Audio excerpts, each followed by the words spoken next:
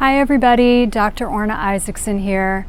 As a lot of the people who follow me on Instagram, YouTube, Facebook, in my practice, in my email list know, a lot of my focus is on mental health. I talk a lot about change your mind, change your life. And I work on that with my patients in a number of different ways. And this can be frank mental health like depression and anxiety or general stress, or it can be the day-to-day anger, procrastination, perfectionism, those kinds of things that can get in the way of people having their full lives and their full experiences and the joy that people want in their lives, right? But one of the things that's super important from pretty much every natural healing perspective, whether it's traditional healing or contemporary herbalism or naturopathic medicine, one of the central ideas is that you have to heal the gut first, treat the gut first. And more modern science is coming around to noticing that, oh my God, the body and the mind are related. And there are starting to be some really clear elucidations of the ways in which what's going on in your gut affects your brain. Some of this has to do with neurotransmitters, some of it has to do with inflammation. If you have a leaky gut, you're more prone to inflammation, so you want to have really good, solid boundaries in the gut so you can have really good, solid boundaries in your mind, so you can have really good, solid boundaries in your life. And one of the plants that I want to talk about for this, which is a treating the gut to treat the mind kind of herb, is this guy, which I hope you can see it pretty well on the video. It's mostly just like green background behind me, but hopefully you can see the little purple flowers.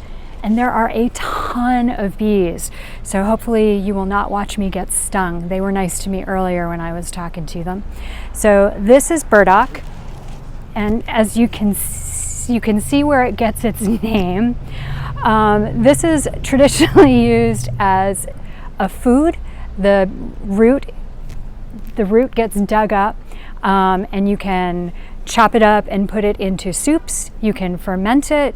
You can stir fry it. It's sometimes called gobo.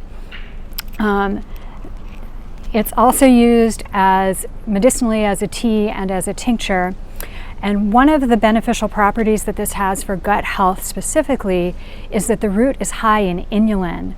And if you've heard of probiotics, which are usually supplements, but you can also get them in fermented foods, that you take to replenish the good gut flora in your gut. And these do things like help you assimilate nutrients, make sure that your gut boundaries are really good, and there's more and more research, as I was saying, between the effect of your gut flora or microbiome and your mental health.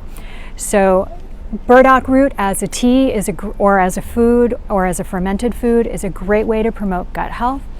It also, I said the root part, which means you have to get through the burrs part, although you should harvest, it's better to harvest in the spring or in the fall before all this happens because you get a greater concentration of constituents in the roots. But burdock also works to support the liver, so detoxification. For instance, if I see a lot of women who have PMS issues, and something like this supporting the liver would help get the hormones broken down and out of the body in an appropriate way, which would then help lessen the symptoms of PMS, improving mood by improving the gut. Another connection between gut and brain, or liver and brain, is that when the liver is unhappy or angry, it tends to make us unhappy and angry. So there's a certain kind of anger that people have that you will see that in certain traditions is ascribed to something going on in the liver. So again, burdock root can be super helpful for this. It's very much related to dandelion, which is, as we know, is pretty much good for everything. My teachers taught me that burdock can be a little pushy. So if you're taking it and you start to feel a little angry or your skin starts to break out a little more, maybe go down on it and use it more slowly. But as part of a gut recovery formula or a liver support formula, burdock is a great thing to have on hand. It's something that I encourage people to use as a tea when they're on antibiotics or getting off antibiotics, again, to repair the microflora, the gut microbiome. So I hope that that was interesting to you, and thank you for following me. I'm here on Instagram, I'm on YouTube. You can find all of the links to that in my bios in all of the various places or in the comments below.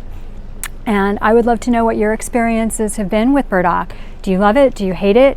It's kind of mild tasting. Most people I know don't particularly hate it, but what do I know? Most of my people are herbalists and we like the weird stuff. Thanks again for joining me. I'm Dr. Orna Isaacson, talking about the gut and the brain. And hi, burdock. Did you see the bees?